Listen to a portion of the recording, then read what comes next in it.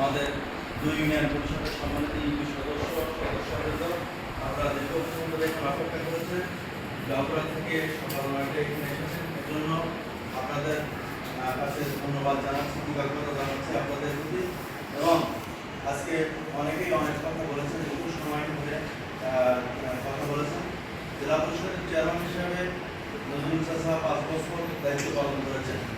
তিনি দল মত নির্বিশেষে তিনি একটি রাজনৈতিক দলের জেলা আওয়ামী লীগের সাধারণ সম্পাদক হওয়ার পরও তিনি দল মত নির্বিশেষে সকলকে তিনি এই জেলার মানুষ হিসাবে, তার একজন ভোটার হিসাবে তিনি কখনোই কাউকে জামাত ইসলামের চেয়ারম্যান, বিএনপির মেম্বার হিসাবে তিনি গণ্য করেননি।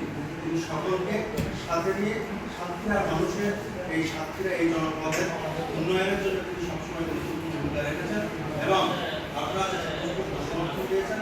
আমার বিশ্বাস তিনি এই জনপদের একজন যোগ্য অভিভাবক হিসাবে আগামী 17 উপজেলা পরিষদ নির্বাচনে নির্বাচিত হয়ে আবারও দল মত উঠে সকলকে নিয়ে এই ইউনিয়ন এই জেলা পরিষদ চেয়ারম্যান হিসেবে দায়িত্ব পালন করবেন। সকলকে সাথে নিয়ে সাথে আমাদের নারীদের কথা বলছে সভাপতি হিসাবে আমিও চাই যে আমাদের দুটি ইউনিয়ন সবচেয়ে দুর্যোগ প্রবণ এলাকা, ক্ষতিগ্রস্ত এলাকা, দুনিয়া ক্ষতিগ্রস্ত হয়, সেখানে 3 লাখ টাকা না দিয়ে যদি একটু বাড়িয়ে দেওয়ার সুযোগ আপনার থাকে সেটি আপনি দেবেন।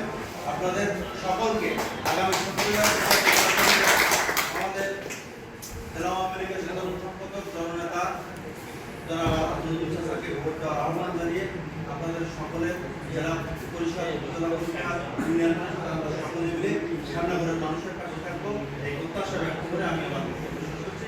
সকলকে ধন্যবাদ।